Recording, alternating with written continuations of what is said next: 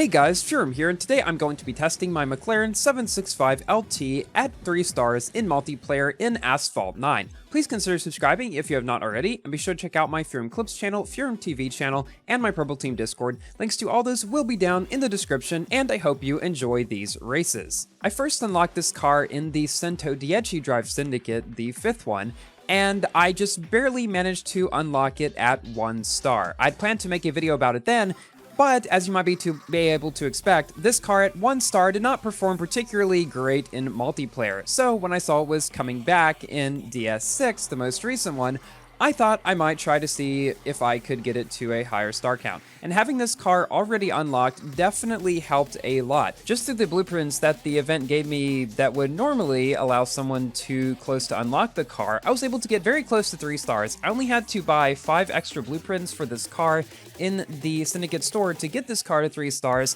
and then I was able to complete all of this car's missions and move on to the 9x8 missions, which will likely be my next video. I hope Gameloft does this again, running the same secondary cars in multiple drive syndicates. That would certainly make them easier to, well, maybe not complete, but at least get further in. In this video, I'll be testing the 765LT on 6 different tracks, some in the multiplayer season with all the Drive Syndicate cars, and some in regular multiplayer, to give a good variety of cars and tracks. And I have to say, it performed better than I expected. It goes 219 miles per hour at this rank just above 3,000, which is not too bad at all.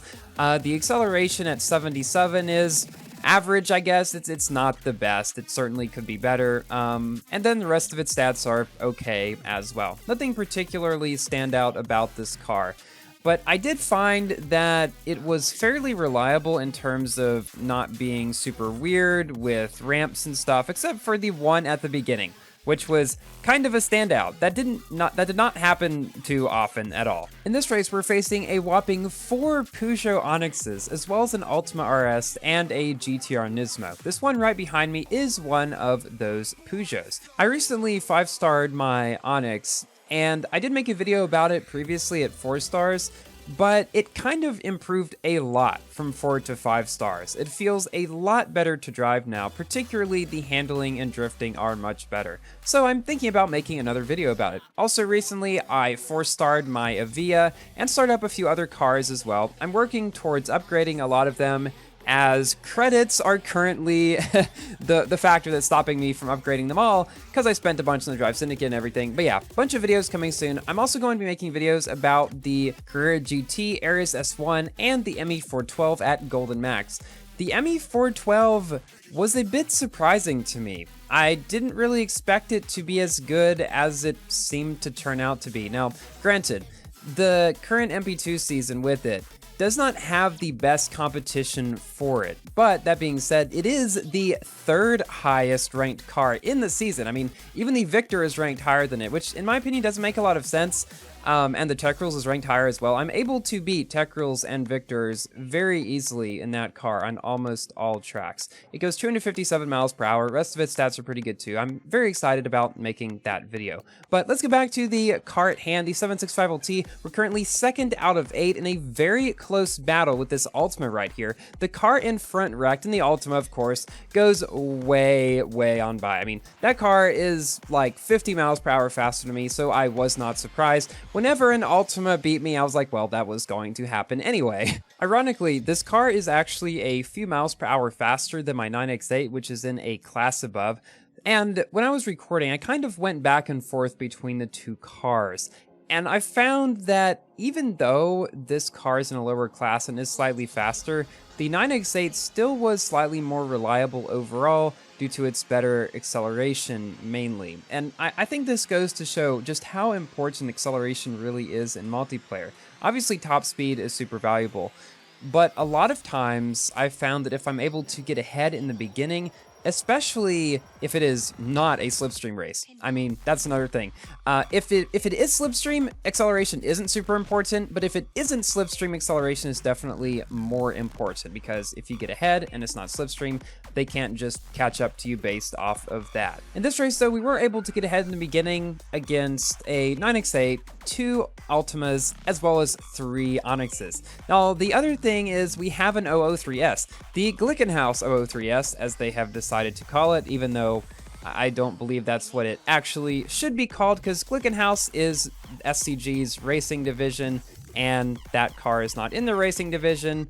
So yeah, it's kind of weird. The naming convention of SCG cars is all kind of messed up now, but that's the car that is actually directly behind me right now, ahead of all of those Altimas and Onyxes, and he's catching up pretty fast too. The 003S is a good 15 to 20 miles per hour faster than me, and I was so afraid he was going to pass me at the last second. He almost does with a bump there at the end, but we're able to take the victory and gain a hefty 53-point increase, or rating increase.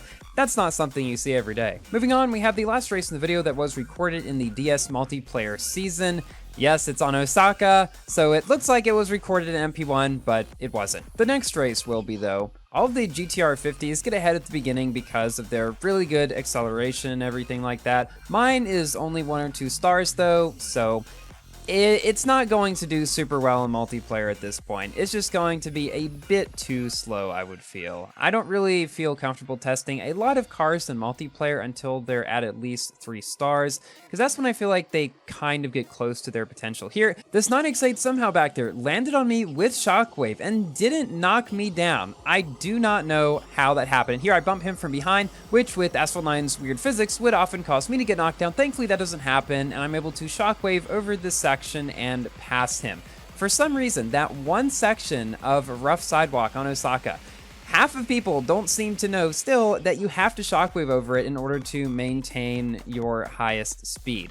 And so that is how I was able to pass that 9X8. And here we're going up to the end of the race, catching up to this GTR 50, but because of its better acceleration and everything, we're not able to catch up, and we come in still a very close second place ahead of that 9X8 and a bunch of other cars. So now we're going to move on to our last race of the video, which was recorded in MP1 in Gold League against a bunch of other B-class cars. And that kind of leads me into my general review of this car.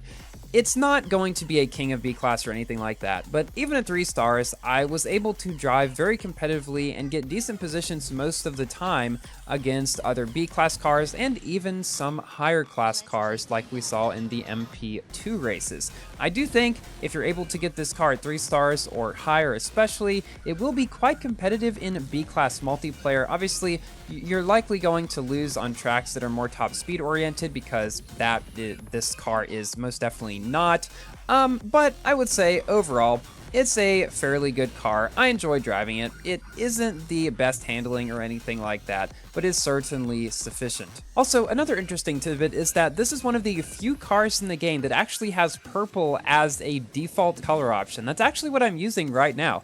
The ME412 kinda has one too, but it's more of like this lavenderish color. You'll see when I make the video about it, but all of that car's default colors are kind of pastel for some option. But anyways, we take the victory in the final race here. Thank you all so much for watching. Please like the video if you've enjoyed, and consider subscribing for more Asphalt, Forza, Minecraft, and other games content. And I will see you in my next video. Goodbye!